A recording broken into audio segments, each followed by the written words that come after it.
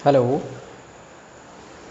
आप सभी को मेरा नमस्कार। जितने भी लेक्चरर यूकेपीएससी के एस्पिरेंट्स हैं, तो लगातार एक कंटिन्यूटी मैं अपने वीडियो सीरीज़ को नहीं दे पा रहा हूं क्योंकि काफ़ी व्यस्तता रहती है स्कूल टाइम पे। फिर भी जब जब मुझे समय मिल रहा है मैं अपनी तरफ से लेक्चर्स अपलोड करने की कोशिश कर रहा हूं। तो अभी जो मैं लेक्चर्स अपलोड कर रहा हूं इसमें डेरिवेशंस ज़्यादा मैं नहीं करूंगा। जो मेन हमारे एग्ज़ाम पॉइंट ऑफ व्यू से, क्यों तो डेरिवेशंस ऑलरेडी लेक्चरर्स जो प्रिपरेशन कर रहे हैं लेक्चरर एग्ज़ाम के लिए, आप लोगों को डेरिवेशन आते हैं और आप लोग बुक से भी देख सकते हैं। जहाँ पे इंपॉर्टेंट होगा वहाँ पे हम डिस्कस करेंगे। फिलहाल अभी हम थ्योरी उसके बेस पे क्वेश्चन डिस्कस कर रहे हैं। आने वाले समय पे हम उस पे रिलेटेड उसी टॉपिक पे सारे MCQs भी डिस्कस करेंगे जब हमारी थोड़ा सा उस टॉपिक पे प्रिपरेशन अच्छी हो जाएगी। तो इसी को आगे बढ़ाते हुए आज मैंने यहाँ पे एक टॉपिक लिया हुआ है बायो-सैवार्ट्स लॉ एंड इट्स एप्लीकेशंस। काफ़ी इम्पोर्टेंट टॉपिक है। हमारे जो 2022 का यानी कि 21 का एग्जाम था, यहाँ से क्वेश्चन आया हुआ था the magnetic field at the centre of circular coil. तो कितना होता है B = μ0 Ni/2r, लेकिन अनफॉर्चुनेटली आयोग ने उसका आंसर गलत दे दिया था। हो जाता है ऐसा कितनी बार, तो उसमें सभी को फिर मार्क्स मिले थे बाद में। ठीक है, तो बायो-सैवार्ट्स लॉ एंड इट्स एप्लीकेशंस में सबसे पहले हम मेन बातें डिस्कस कर लेते हैं, फिर इसके एप्लीकेशन इंपॉर्टेंट जितना हो पाएगा इस वीडियो में या नेक्स्ट वीडियो में उसको हम डिस्कस करेंगे। लेट्स हियर बायो-सैवार्ट लॉ क्या कहता है। सपोज कोई एक कंडक्टर है आर्बिट्रेरी शेप का, मीन्स किसी एक शेप का, और सपोज उसमें करंट I फ्लो हो रही हो, और उस कंडक्टर के कारण अगर हमको किसी पॉइंट पर अगर मैग्नेटिक फील्ड निकालना है, सपोज ये पॉइंट P है, तो ध्यान दीजिएगा बायोट और सैवार्ट दो साइंटिस्ट हैं। इन्होंने क्या कहा कि वो जो कंडक्टर है वो कंडक्टर में आप एक छोटा सा करंट एलिमेंट ले लीजिए, यानी कि इस कंडक्टर की सपोज लेंथ L है, सपोज हम इसमें एक छोटा सा करंट एलिमेंट ले लेंगे जो कि DL है। ठीक है, लेकिन जो करंट एलिमेंट होता है वो एक वेक्टर क्वांटिटी होती है, और करंट एलिमेंट की जो डायरेक्शन होती है वो डायरेक्शन होती है करंट की डायरेक्शन। इसलिए हम करंट एलिमेंट को यहाँ पे रिप्रेजेंट करेंगे IDL वेक्टर से। I भी लिया जाता है साथ में। Current element is the IDL vector. तो पहली बात, जो बायो-सैवार्ट लॉ में जो मैग्नेटिक फील्ड निकलता है बायो-सैवार्ट लॉ के लॉ में, वो ध्यान रखिएगा। बायो-सैवार्ट लॉ ये बताता है magnetic field at any point due to small current element. किसी करंट एलिमेंट के कारण मैग्नेटिक फील्ड की व्याख्या करी बायो-सैवार्ट लॉ।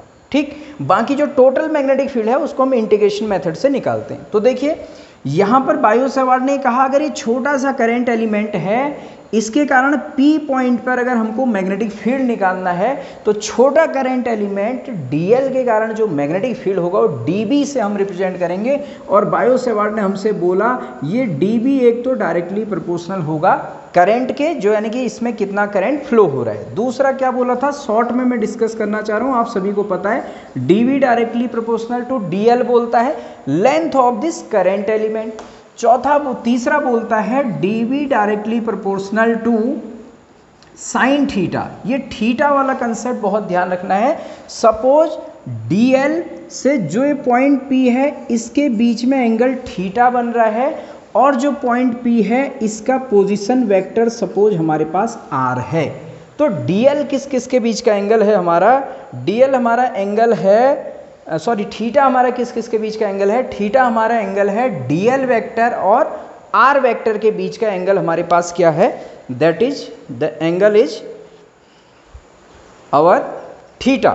DL वेक्टर और R वेक्टर के बीच का एंगल है, उसके साइन पे डिपेंड करता है। तो थीटा पे विशेष फोकस कीजिएगा। थीटा बार बार बोल रहा हूँ, DL वेक्टर और R वेक्टर के बीच का एंगल। ठीक, देन DB इनवर्सली प्रोपोर्शनल होता है R² के। R क्या है, distance of the point P from the current element. तो P बिंदु की करंट एलिमेंट धाराखंड से दूरी के वर्ग के व्युत्क्रमानुपाती होता है। चारों इक्वेशंस अगर हम 4 पॉइंट बोले इन्होंने, चारों को हम कन्वर्ट कर देते हैं, मिला देते हैं, तो DB डायरेक्टली प्रोपोर्शनल आता है IDL sine theta upon R²। हम सभी को पता है DB इक्वल टू हो जाता है μ0/4π, कांस्टेंट लगता है हमारा IDL sine theta upon R²। ये हमारा dv होता है, जहाँ पे जो म्यू नॉट अपॉन 4 पाई है इसकी वैल्यू होती है 10⁻⁻7 हेनरी पर मीटर। ये म्यू नॉट अपॉन 4 पाई की वैल्यू होती है, ठीक है। अब यहाँ से देखिएगा आगे, अगर हम इस बायो-सेवर्ट लॉ को अगर मैं वेक्टर फॉर्म में लिखना चाहूँ तो वेक्टर फॉर्म बड़ा इंपॉर्टेंट है। वो कितनी बार डायरेक्ट एमसीक्यू में आ जाता है कि what is the correct form of Biot-Savart law, तो वो एमसीक्यू में आ जाता है। तो देखिए डीएल साइन थीटा, अब थीटा किस किस के बीच का एंगल है, डीएल और आर के बीच का। मैं इसको क्या लिखूंगा जरा इसको समझिएगा। अगर मैं DL vector cross R cap लिखूं, ध्यान दीजिए DL vector cross R cap लिखा है मैंने, तो ये क्या बनेगा, mod of DL mod of R sine theta N cap, यानी कि इसकी जो डायरेक्शन होगी डीबी के डीएल और आर, मतलब जो एन कैप होगा, ये एन कैप एक यूनिट वेक्टर होगा और कहाँ परपेंडिकुलर होगा डीएल वेक्टर और आर, सॉरी यहाँ पर आर वेक्टर नहीं आएगा, आर कैप आएगा क्योंकि तो मैंने आर कैप लिया, आर कैप के परपेंडिकुलर। मैं यहाँ से क्या बनाना चाह रहा हूँ, DL vector cross R cap को मैं क्या लिख सकता हूँ, मॉड ऑफ डीएल क्या हो जाएगा, डीएल ही हो जाएगा। आर कैप यूनिट वेक्टर है, इसका मॉड 1 हो जाएगा और साइन थीटा ये आ जाएगा, यानी कि इंटू 1 मीन्स डीएल, इसका 1 ये साइन थीटा, तो डीएल साइन थीटा आ गया, आप समझ रहे होंगे। तो डीएल साइन थीटा को हम एक तरीके से क्या लिख सकते हैं, एन कैप क्या है, यूनिट वेक्टर है, तो डीएल साइन थीटा को मैं DL vector cross R cap भी लिख सकता हूँ, ठीक है। अभी मैं यहाँ पर देखिएगा dB इक्वल टू, अगर मैं वेक्टर फॉर्म में लिखूँ अब, mu naught upon 4 pi I DL vector cross R cap लिख सकता हूँ डीएल साइन थीटा को। देखिए DL vector cross R cap upon R square. अब हम किसी ये क्या है, आर कैप क्या है, unit vector of this position vector, इस पोजीशन वेक्टर आर के अलोंग एक यूनिट वेक्टर। ये आर कैप किसी भी वेक्टर के यूनिट वेक्टर को हम क्या लिखते हैं, vector A upon mod of vector A, यानी कि आर कैप को मैं लिख सकता हूँ R vector upon mod of R vector, यानी कि R cap equal to vector R upon mod of R क्या हो जाएगा, आर वेक्टर आर हो जाएगा सिंपली। तो ये क्या बन जाएगा, DB equal to mu naught upon 4 pi I DL vector. R cap को ये लिखना है, तो क्रॉस, अभी तक तो आर कैप था, हो जाएगा cross R vector upon R square, ये पहले से था, एक आर ये आ जाएगा कि तो आर कैप की जगह पर आप वेक्टर आर अपॉन आर लिखेंगे, तो आर स्क्वायर और ये आर क्या बन जाएगा, आर क्यूब। ये बायो-सेवर्ट का क्या है, वेक्टर फॉर्म है। अब इसमें वेक्टर फॉर्म है तो इसकी डायरेक्शन भी डिफाइन करनी पड़ेगी हमको डीबी की। तो डीबी क्या है, इसकी जो डायरेक्शन होगी वो क्या हो जाएगी, DL vector cross R vector के परपेंडिकुलर। जैसे हम लिखते हैं कोई वेक्टर, अगर दो वेक्टर ए क्रॉस बी का जो है क्रॉस प्रोडक्ट अगर ये वेक्टर आर है, तो इसकी डायरेक्शन क्या होगी, ए क्रॉस बी को कंटेन करने वाले प्लेन के परपेंडिकुलर। एक तो यहाँ पर इसकी डायरेक्शन ए वेक्टर के परपेंडिकुलर भी होगी, बी वेक्टर के परपेंडिकुलर भी होगी, और ए और बी को कंटेन करने वाले प्लेन के परपेंडिकुलर भी होगी।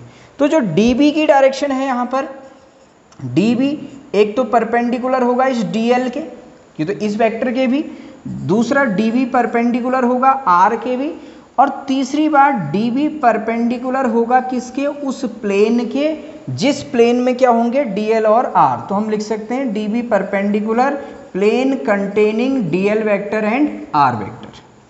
जो डीबी की डायरेक्शन होगी डीएल वेक्टर और आर वेक्टर को कंटेन करने वाले प्लेन के परपेंडिकुलर होगी, ठीक है। तो यहाँ से यही इंपॉर्टेंट था, ये बायो-सेवर्ट लॉ का क्या है, वेक्टर फॉर्म। ध्यान दीजिएगा जो हम आर लेते हैं, ये आर हम डीएल से डिस्टेंस होगा, आर जो डिस्टेंस है वो क्या है, डीएल से, करंट एलिमेंट डीएल से उस पॉइंट पी का डिस्टेंस जहां पर हम मैग्नेटिक फील्ड को निकालना चाह रहे हैं, ठीक है। ये बायो-सेवर्ट लॉ। दूसरी बात, बायो-सेवर्ट लॉ किसके कारण मैग्नेटिक फील्ड बताता है, due to a current element, small current element के कारण मैग्नेटिक फील्ड को बताता है। ये डीबी को बताएगा, केवल डीबी की वैल्यू को, ठीक है। अगर हमको पूरे कंडक्टर के कारण या कभी पूरी सर्कुलर कॉइल होगी अगर हम पूरे उसके कारण मैग्नेटिक फील्ड अगर निकालना चाहें तो उस केस में जो भी हमारे पास dB आया होगा हम उसका इंटीग्रेशन कर देंगे, लिमिट उसके अकॉर्डिंग लग जाएगी। जिस समय अगर लेंथ के अलोंग लिमिट है तो लेंथ हो जाएगा, या dl अगर सरकमफेरेंस में है तो 2πr, ऐसे उस हिसाब से हमारी लिमिट लग जाएगी। ये तो बायो सेवार्ट लॉ था। अब इसके मेन एप्लीकेशंस को मैं यहाँ पर डिस्कस कर रहा हूँ आगे नेक्स्ट। ओके, इसमें एक चीज़ और हम डिस्कस कर रहे हैं, इसकी डायरेक्शन जो dB है, जो मैग्नेटिक फील्ड बन रहा है, इसकी डायरेक्शन हमारी किधर की ओर होगी। तो ध्यान दीजिएगा, इसकी डायरेक्शन के लिए क्या करते हैं, Maxwell's right hand thumb rule लगाते हैं। ठीक है, ये बिना डायरेक्शन के हमको मैग्नेटिक फील्ड समझ में नहीं आ पाएगा। तो Maxwell's right hand thumb rule ये क्या कहता है, ध्यान से समझिए। एक तो वेक्टर क्रॉस प्रोडक्ट रूल था, वो अलग था। Maxwell's right hand thumb rule ये कह रहा है हमसे कि करंट जहां जा रहा है, आप करंट की डायरेक्शन में थंब को रख दीजिए अपने राइट हैंड के। अपने दाएं हाथ को आप ऐसे खींचेंगे कि जैसे सपोज किसी को थप्पड़ मार रहे हैं। थप्पड़ मार रहे मीन्स ये और इसके बीच में 90 का एंगल बनना चाहिए। दाएं हाथ के अंगूठे को आप करंट की डायरेक्शन में रखेंगे, वहां से जिस पॉइंट पर आपको मैग्नेटिक फील्ड चाहिए उस पॉइंट पर आप अपने दाएं हाथ की 4 अंगुलियों को रखेंगे उस पॉइंट की ओर। वहां से ये 4 अंगुलियों को आप 90 मोड़ेंगे। अब 90 कैसे मोड़ेंगे, 4 अंगुलियों को ऐसे ही तो मोड़ेंगे। ठीक है, ये 4 अंगुलियों को हम ऐसे तो 90 नहीं मोड़ेंगे, हमारी अंगुलियां टूट जाएंगी। तो क्या करना है, करंट की डायरेक्शन में थंब, वहां से 4 अंगुलियों को उस पॉइंट की ओर जहां मैग्नेटिक फील्ड निकालना है, वहां से ऐसे 90 डिग्री पे मोड़ देना है। जहां आपकी अंगुलियां जाएंगी वो डायरेक्शन ऑफ मैग्नेटिक फील्ड होगा। ठीक है, तो देखिए क्या है, हमने क्या रखा, करंट की डायरेक्शन में थंब को रखा। ये करंट ऊपर जा रहा है, अभी पॉइंट इधर है। करंट की डायरेक्शन मैंने थंब रखा तो अंगुलियों को ऐसे रखना है पॉइंट की ओर, पॉइंट की ओर रखा। अब यहां से 90 डिग्री 4 अंगुलियों को मोड़िए। ये कहां जा रहा है, ब्लैक बोर्ड के अंदर को मेरा मैग्नेटिक फील्ड जा रहा है। तो यहां पर जो मैग्नेटिक फील्ड की डायरेक्शन होगी बी की, ब्लैक बोर्ड के अंदर मींस क्रॉस होगी। ठीक है, डीबी कहूंगा मैं इसको, डीबी मैग्नेटिक फील्ड। ये कहां की ओर होगा, इसकी डायरेक्शन होगी ब्लैक बोर्ड के अंदर। अगर आप इसको अपनी कॉपी में बनाएंगे तो कॉपी तो ऐसे होगी, तो कॉपी में ये जाएगा vertically downward into the plane of paper. ठीक है, ऐसी सपोज मान लीजिए पॉइंट इधर होता, ये करंट इसमें इधर ही जा रही है, यहां पे कोई पॉइंट होता P डैश, इस पे मैग्नेटिक फील्ड की डायरेक्शन निकालनी है। तो इस बार पॉइंट इधर है, करंट ऊपर ऐसे रखेंगे हाथ, ठीक है, थंब को करंट की डायरेक्शन में, बाकी 4 अंगुलियां इधर, यहां से इधर कर्ल कर दीजिए। तो कहां आ रहा है मैग्नेटिक फील्ड, बाहर की ओर आ रहा है। तो इस पॉइंट पे मैग्नेटिक फील्ड बाहर की ओर, यानी कि हम उसको डॉट से रिप्रेजेंट करते हैं, प्रीवियस लेक्चर में आपको बता चुका हूं। ठीक, ये तो था डायरेक्शन कैसे निकालेंगे। दूसरा एक और बात यहीं पे सीख लीजिएगा डायरेक्शन निकालने का। अगर कभी मुझे सर्कुलर कॉइल मिले आपको, अगर सपोज कभी ऐसा सिस्टम हो, अगर कभी ये सर्कुलर कॉइल मिल रही है, इसमें अगर हमारा करंट कुछ इस टाइप से जा रहा हो, ठीक है, अगर ऐसे करंट जा रहा है क्लॉकवाइज, अब मैग्नेटिक फील्ड के लिए आप कैसे लॉ लगाएंगे, आप एक काम करेंगे, अब दूसरा लॉ सीखिए। करंट जहां जा रहा है, करंट की डायरेक्शन में अपना वही दायां हाथ लेना है, दाएं हाथ की 4 अंगुलियों को करंट की डायरेक्शन में घुमा देना है, यानी कि कर्ल कर देना है। करंट की डायरेक्शन में कर्ल करेंगे ऐसे दाएं हाथ की 4 अंगुलियों को, जहां थंब जाएगा अंगूठा वो मैग्नेटिक फील्ड की डायरेक्शन है। ठीक है, स्ट्रेट करंट कैरिंग कंडक्टर के उसमें क्या बताया, उसमें तो मैंने बताया करंट की डायरेक्शन में थंब रखेंगे, 4 पॉइंट को उधर रखेंगे, ऐसे वहां से 90 मोड़ देंगे, वो स्ट्रेट करंट कैरिंग कंडक्टर। अगर सर्कुलर कॉइल में करंट घूम रहा है तो वहां पर हम क्या करेंगे, करंट की डायरेक्शन, ये आई है, ये करंट घूम रहा है, करंट की डायरेक्शन में 4 अंगुलियों को मोड़िए, अंगूठा जहां जाएगा वो मैग्नेटिक फील्ड। तो यहां देखिए, ये इस बार करंट ऐसे जा रहा है ना क्लॉकवाइज, तो अंगूठा अंदर की ओर जा रहा है, तो यहां कहीं जो मैग्नेटिक फील्ड होगा ये अंदर की ओर होगा, मीन्स क्रॉस, ये ऐसे होगा। अगर आप अपनी कॉपी में देखेंगे into the plane of the paper. अगर आप बात करें, अगर करंट एंटी क्लॉकवाइज घूम रहा हो, यहां पे बना दूं मैं, ये करंट सपोज एंटी क्लॉकवाइज जा रहा है हमारा ऐसे, ये घड़ी के विपरीत दिशा में, तो आप कैसे, अब अंगुलियों को करंट की डायरेक्शन में मोड़िए, ये ऐसे मोड़ा अंगुलियों को, अंगूठा बाहर की ओर आया, इट मीन्स इस समय जो मैग्नेटिक फील्ड बन रहा होगा ये डॉट मैग्नेटिक फील्ड होगा। क्लियर। दूसरा यहां से ध्यान दीजिएगा, जो एक मेन पॉइंट आप लोग नोट कीजिएगा अपनी कॉपी में, जो इलेक्ट्रिक फील्ड, इलेक्ट्रोस्टैटिक फील्ड, जो इलेक्ट्रिक फील्ड क्रिएट होता है उसका सोर्स एक स्केलर सोर्स होता है, अदिश राशि that is charge. Electric field is created by charge that is a scalar quantity and magnetic field is created here in Biot Savart law में बता रहा हूँ मैं। कूलॉम लॉ की अगर बात करें, इलेक्ट्रिक फील्ड जो है वो किससे है, स्केलर सोर्स है। बायो सेवार्ट लॉ की बात कर रहा हूँ, बायो सेवार्ट लॉ में जो मैग्नेटिक फील्ड क्रिएट हो रहा है वो आपका मैग्नेटिक फील्ड, उसका जो सोर्स है वो वेक्टर सोर्स होता है। और वेक्टर सोर्स क्या है, आइडियल, ध्यान दीजिएगा, करंट एलिमेंट के एक मैग्नेटिक फील्ड का सोर्स है बायो सेवार्ट लॉ में, और ये ध्यान दीजिएगा वेक्टर सोर्स होता है। यहाँ पर इस पॉइंट को आप नोट कर सकते हैं। तो इसके बाद से अब हम इसके एप्लीकेशंस यहाँ पे डिस्कस करते हैं। ओके, तो पहला एप्लीकेशन देखिए, अभी हम यहाँ पे डायरेक्ट फॉर्मूले लिखेंगे, मैं डेरिवेशन नहीं करूँगा, आप चाहे तो बुक में देख सकते हैं डेरिवेशन। सपोज एक हमारे पास long infinite long straight current carrying conductor है सपोज, ठीक है, या long straight current carrying conductor की अगर मैं बात करूँ यहाँ पर, तो इसके डेरिवेशन से हम क्या मानते हैं, सपोज यहाँ पर कोई पॉइंट है n, ये n पॉइंट से मुझे r डिस्टेंस पे मैग्नेटिक फील्ड चाहिए। तो हम यहाँ कहीं जब बुक में आप डेरिवेशन देखते हैं तो इससे L डिस्टेंस नीचे आपको यहाँ पर कोई एक करंट एलिमेंट ले लेगा dl, वो dl से करंट एलिमेंट dl से इसकी कुछ डिस्टेंस ले लेगा, सपोज s ले लेगा, उससे हम डेरिवेशन करते हैं। लेकिन हम यहाँ पे डेरिवेशन नहीं करेंगे, लेक्चरर एग्जाम के लिए हम डायरेक्ट रिजल्ट पे आते हैं। तो हम जनरली यहाँ पे क्या करेंगे, देखिए अगर कोई कंडक्टर है, ठीक, इसमें क्या है, देखिए अगर इसमें एक पॉइंट n दिया है, ये n से r डिस्टेंस पर अगर मुझे यहाँ पे मैग्नेटिक फील्ड चाहिए, तो डेरिवेशन में हम जनरली इसमें दो एंगल मान लेते हैं कि इसके लोअर एंड इधर इस पॉइंट को ज्वाइन करेंगे, ये वाला एंगल हम नोट करेंगे φ1, सपोज ये φ1 है, ये वाला एंड, और यहाँ से देखिए पॉइंट P से मैं एंगल देख रहा हूँ, ये एंगल सपोज क्या है, φ2 है। आप ऐसे नोट करिएगा, ये एंगल φ1 है और ये एंगल क्या है, φ2 है। तो इस समय जो यहाँ पे जो मैग्नेटिक फील्ड निकलता है, वो मैग्नेटिक फील्ड का डायरेक्ट मैं फॉर्मूला लिख रहा हूँ, dB इक्वल टू होता है μ0 I upon 4πr sine φ1 plus sine of φ2। बस इसमें ये पॉइंट ध्यान में रख लीजिए आप, जो I है यहाँ पे करंट जो कंडक्टर में फ्लो हो रही है, और φ1 एंगल है जो पॉइंट P से कंडक्टर के एक एंड पर, φ2 है दूसरे एंगल पर। अगर अभी हम इस पे बेस्ड क्वेश्चन भी आगे सॉल्व करेंगे, तो ये हमारे पास, ये अगर फाइनाइट साइज का अगर कंडक्टर हो, फाइनाइट साइज के लिए बात हो रही है, इसकी अगर फाइनाइट साइज है और ये जो पॉइंट है, पॉइंट ऑफ ऑब्जर्वेशन जो है इसके ठीक मिडिल पे भी नहीं है, देखिए मिडिल वाला केस अलग आएगा, ठीक मिड पॉइंट से, उस समय अलग रिजल्ट हमारे पास आएगा। ये अभी हमारे पास क्या है, देखिए अगर φ1 और φ2 अगर ये दो एंगल बन रहे हैं, तो मैग्नेटिक फील्ड होता है इस पॉइंट पे μ0 I upon 4πr sine φ1 plus sine of φ2, ठीक है। कंडक्टर ऑफ फाइनाइट साइज के लिए आप इसको नोट कर लेंगे, ठीक। ये है फॉर फाइनाइट साइज, अगर हमारे पास कंडक्टर हो तो उससे r डिस्टेंस पे मैग्नेटिक फील्ड, ठीक। अब नंबर 2 हम देखते हैं, number 2 magnetic field at a distance r due to conductor of infinite length, यानी कि infinitely long conductor, infinite length, ठीक है, इनफाइनाइटली लॉन्ग। इनफाइनाइट का मतलब ये नहीं है कि पूरा बहुत इनफाइनाइट वो वायर हो जाए, ठीक है, यानी कि पॉइंट ऑफ ऑब्जर्वेशन बहुत नज़दीक अगर आ जाए इसके, तो उसके लिए ये क्या हो जाएगा, इनफाइनाइट की तरह भी बिहेव करेगा।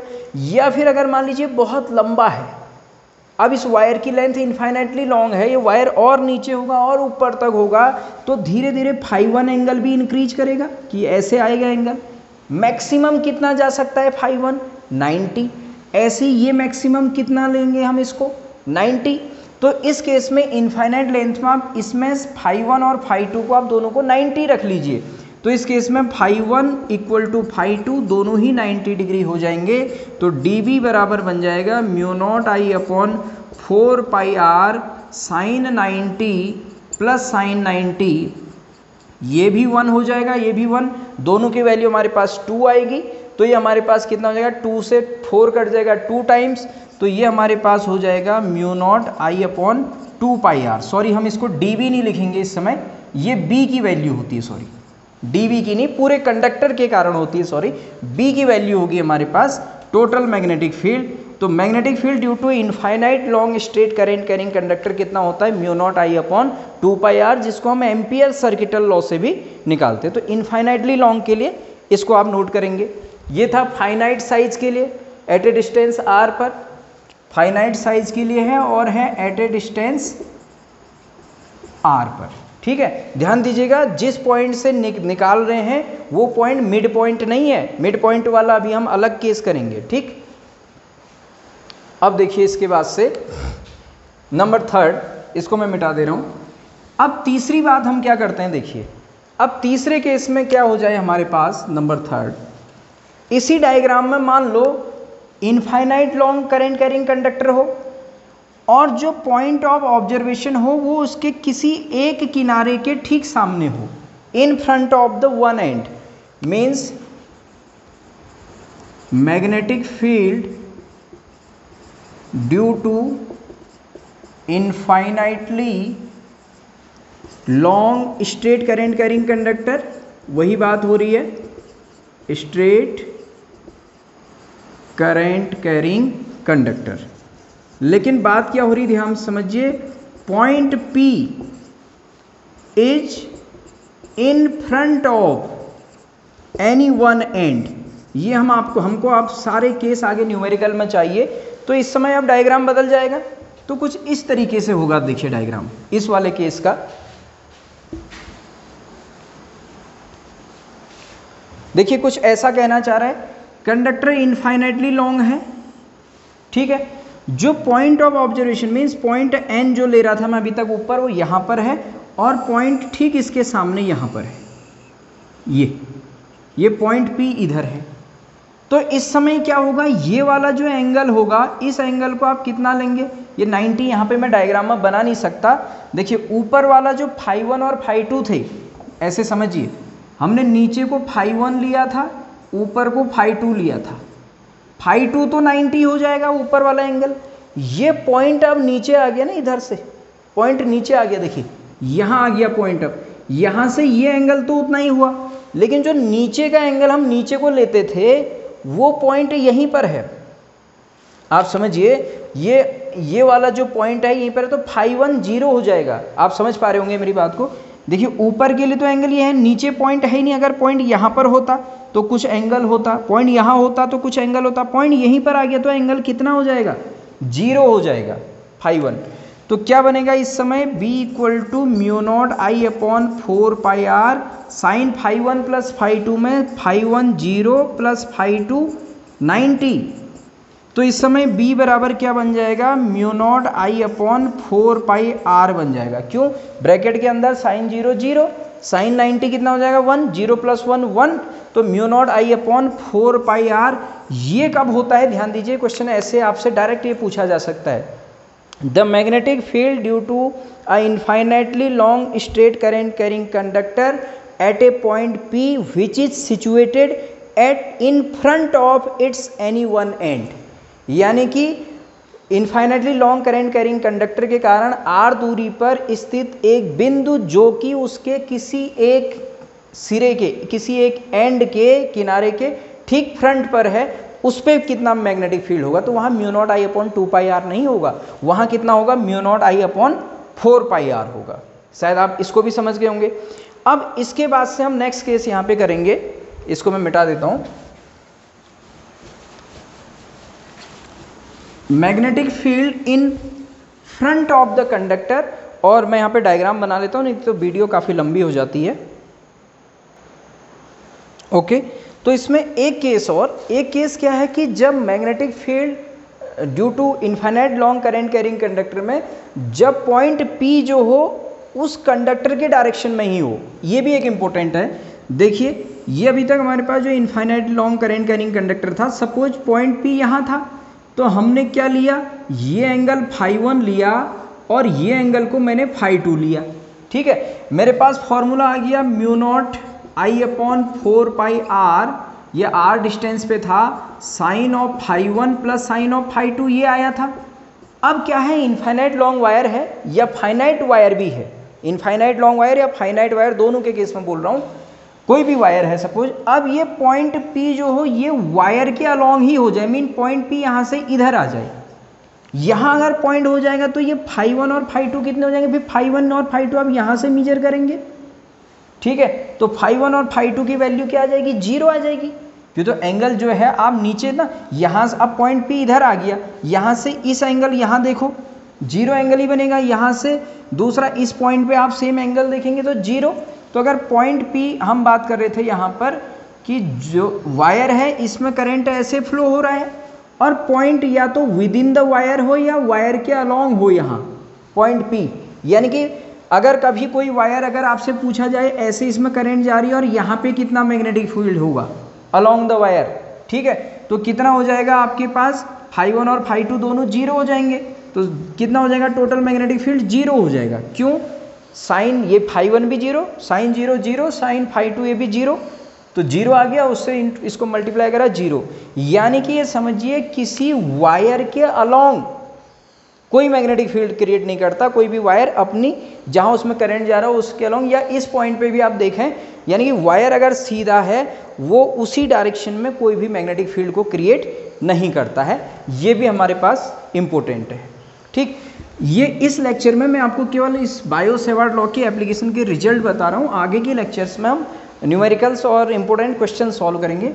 अब है मैग्नेटिक फील्ड ड्यू टू, हम बात कर रहे हैं फाइनाइट कंडक्टर की, मीन्स मान लीजिए कंडक्टर फाइनाइट है, और अब मैं जो बात कर रहा हूँ देखिए, पॉइंट जो है, पॉइंट P जो है इन front of the middle of the conductor है, कंडक्टर के ठीक बीच में है, इन front of the middle of the conductor, तो हाँ इन फ्रंट पर है, और कहाँ, कंडक्टर के मिडिल से फ्रंट पर है, कहने का मतलब ये है, और फाइनाइट साइज का कंडक्टर है, ठीक है, फाइनाइट साइज का ले रहा हूँ, ध्यान दीजिएगा।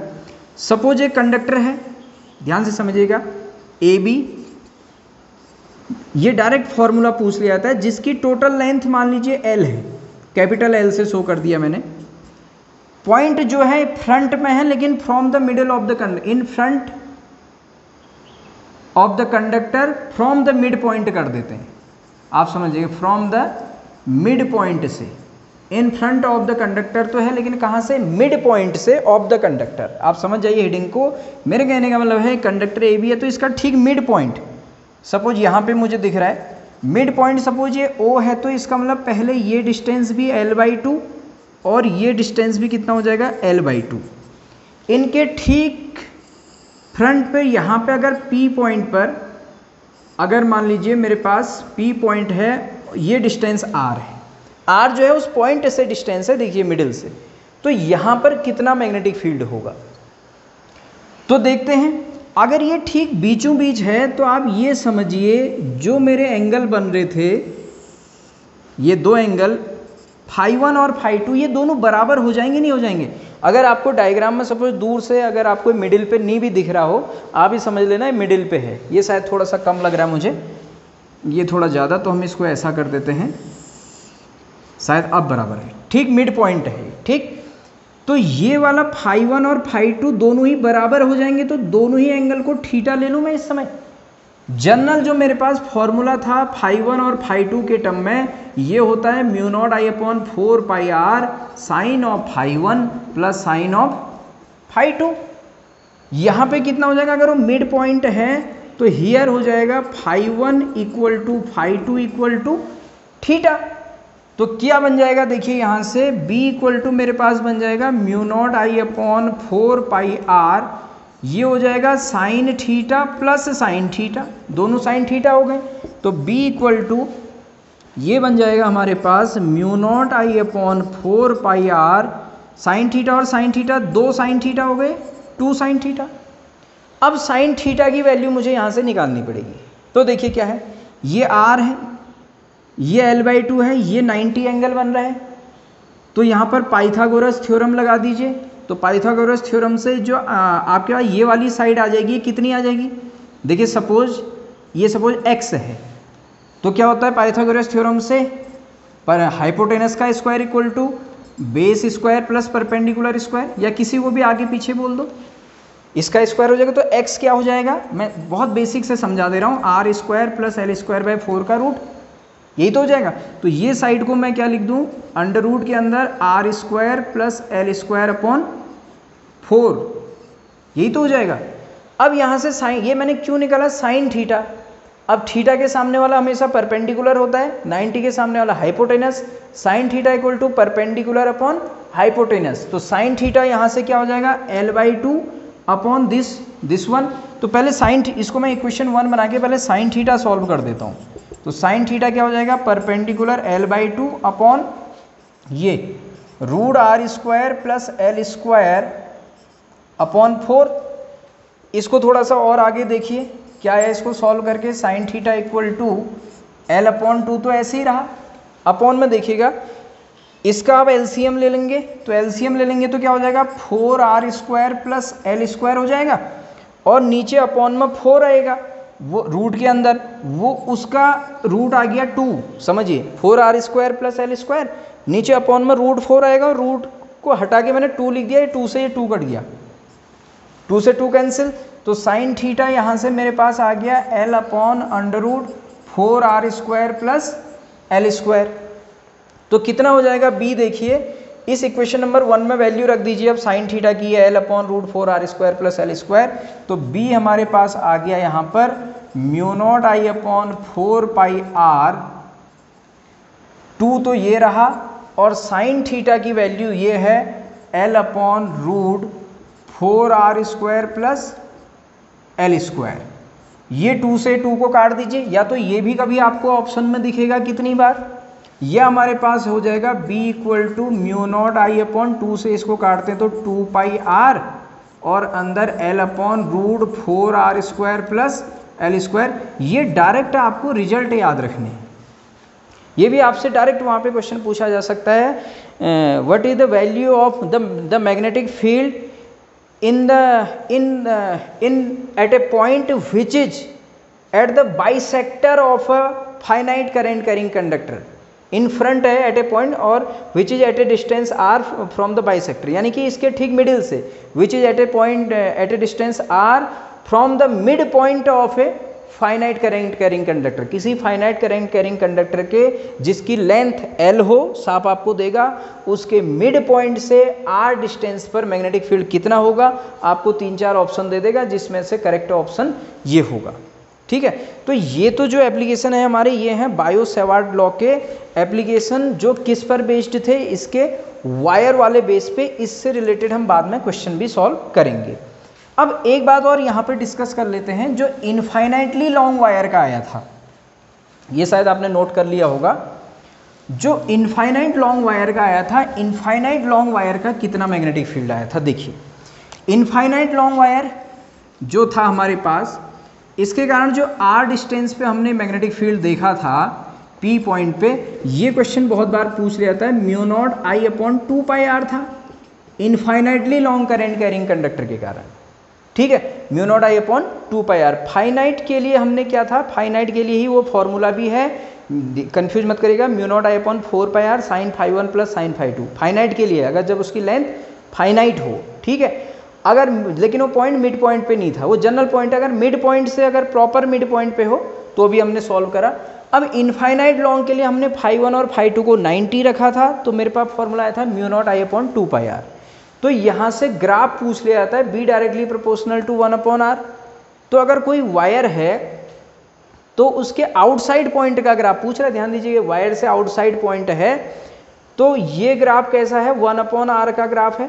ठीक है, ये ऐसे करके ये ग्राफ हमारे पास आ जाएगा, b directly proportional to 1 upon r, ये y एक्सिस में b और ये r, ये 1 अपॉन r का ग्राफ आप देख लीजिएगा, उसमें थोड़ा सा प्रॉपर यहाँ पे वो नहीं बना है, उस पर आप फोकस मत कीजिएगा उतना। 1 अपॉन r स्क्वायर के ग्राफ आपको पता ही है। ठीक है, दूसरा क्या होता है, ये सिलेंड्रिकली सिमेट्रिक होगा, ये पॉइंट पूछ लेता है, यानी कि अगर वायर है